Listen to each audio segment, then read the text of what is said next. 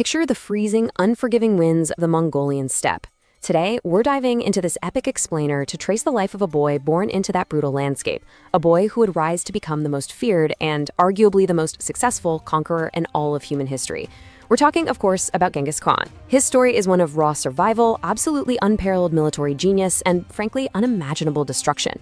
And it all begins with a seriously chilling omen. Legend actually tells us that the moment he was born, he came into the world clutching a solid clot of blood in his tiny fist. For the nomadic tribes of the steppe, this wasn't just a coincidence, it was a dark prophecy, a sign of a destiny that would be forged entirely in violence, blood, and glory. Which brings us to Part 1, The Steppe's Dark Omen. To really grasp who this man was, we have to navigate the profound mysteries surrounding him. Most of our knowledge comes from a mix of oral traditions, the primary source known as the secret history of the Mongols, and the terrified chronicles of the peoples he conquered. But the biggest mystery of all? His death. His burial site was deliberately hidden. The legend goes that the funeral procession actually executed every single person who happened to cross their path, just to protect the location of his unmarked tomb. There are wild tales of rivers being diverted over his grave, of him being buried with immense treasures and sacrificed companions. Just think about that. The man who conquered the known world vanished back into the earth without leaving a single trace. So, how did a poor, abandoned kid get there? Let's get into Part 2, Forged in Blood. His childhood was an absolute crucible. Born as Temujin around 1162, his entire world shattered when he was just 8 or 9 years old. His father, a clan chieftain, was poisoned by rival Tatars. And after that, his own clan completely abandoned his family, casting them out into the bitter cold to starve. They survived by eating roots, fish, and whatever small game they could scrounge up. Later, Temujin was even captured and enslaved by his enemies, though he managed a daring escape. And when his own wife, Berthe, was kidnapped by a rival tribe, he had to build his very first tactical alliances to violently avenge her and win her back. These extreme hardships forged an iron resilience and a truly deadly kind of charisma. But here's where you see just how early that ruthless instinct kicked in. It was born purely out of the raw necessity to survive a merciless environment. While he was still just a boy, Temujin actually killed his own older half-brother, Bektar. Over what? A bitter dispute about a tiny amount of hunted food and who got to lead the family. Out on the steppe, survival meant eliminating any threat whatsoever, even if it came from your own blood. Now we move on to Part 3, Rise of the Khan. Through sheer willpower and strategic, often brutal warfare, he started turning the tide. He wasn't just a warrior, he was a masterful politician. He'd build strategic partnerships with other leaders like Jamukha and Togrul, only to completely turn on them and break those alliances the second they no longer served his goals. He faced crushing defeats, like at Dalim Baljat, but he always regrouped. Systematically, he just wiped out the traditional rivalries of the steppe, crushing the Tartars to avenge his father, then taking down the Karaites and the Nightmans. Until finally, by 1206, he had unified these warring nomadic tribes and convened a massive assembly called a Kurultai. It was at this historic 1206 assembly that Temujin shed his birth name for good. He was officially proclaimed Genghis Khan, a title translating to the universal ruler. He wasn't just a tribal chieftain anymore. He was fundamentally rewiring Mongolian society. And this brilliantly illustrates his genius. He completely shattered centuries of deep-seated tribal blood feuds by reorganizing his entire society into a highly disciplined, decimal-based military structure. We're talking tightly organized groups of tens, hundreds, and thousands. But here's the real game changer. He promoted his generals based purely on absolute merit and battlefield skill, totally ignoring aristocratic birth. He laid down strict new laws called the Yasa and centralized all loyalty directly to himself. He literally turned a fractured people into the most terrifyingly efficient war machine the world had ever seen. But what happens when that machine looks outward? Let's dive into Part 4, The Price of Empire.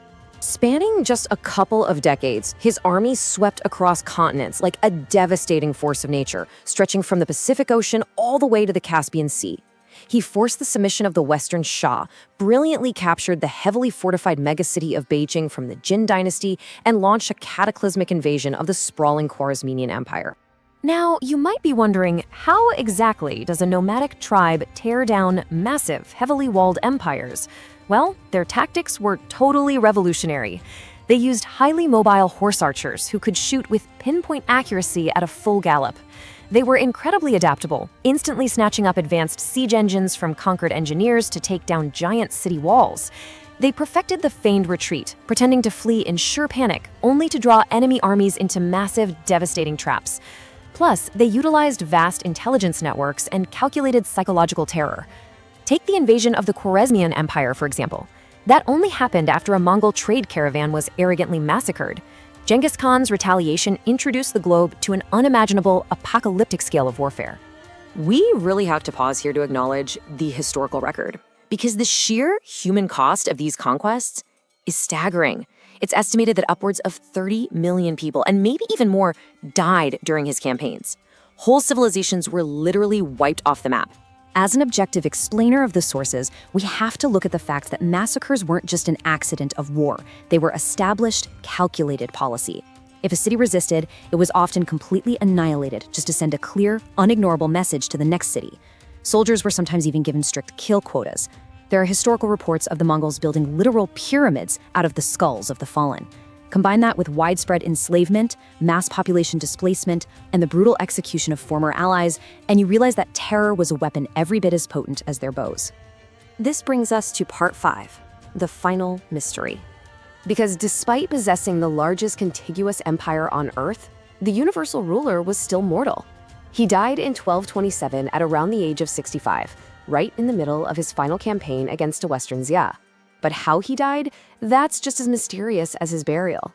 Theories run wild. Some say it was internal injuries from falling off his horse. Others claim a sudden illness like malaria or the plague, or maybe even fatal battle wounds.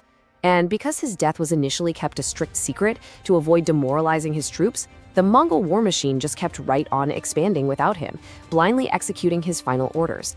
Which leaves us with part 6, a dual legacy. When we look back at the massive empire that eventually splintered into various khanates, we're faced with a profoundly complex historical shadow. He represents this stark, almost impossible duality. On one hand, he was a brutal destroyer who utilized genocidal tactics, wiping out entire cultures that dared to resist. But on the other hand, he was a visionary unifier. He established the Pax Mongolica, a period of relative peace that finally connected the East and the West. He enabled unprecedented global trade, massive exchanges of ideas and tech, and even instituted religious tolerance and meritocratic administration. And to put all of this into perspective, here is a truly mind-bending fact. In a crazy twist of genetic history, modern DNA studies suggest that roughly 16 million men alive right now carry Genghis Khan's direct Y chromosome. His lineage literally shaped the genetic makeup of the modern world. So, as we wrap up this explainer, we have to ask, was Genghis Khan a ruthless barbarian or the visionary architect of a globalized world? The truth, as the sources show us, is that he was undeniably both. The double-edged sword of his immense ambition built the modern world right out of the ashes of the old one, and we're left to ponder that enduring, silent mystery.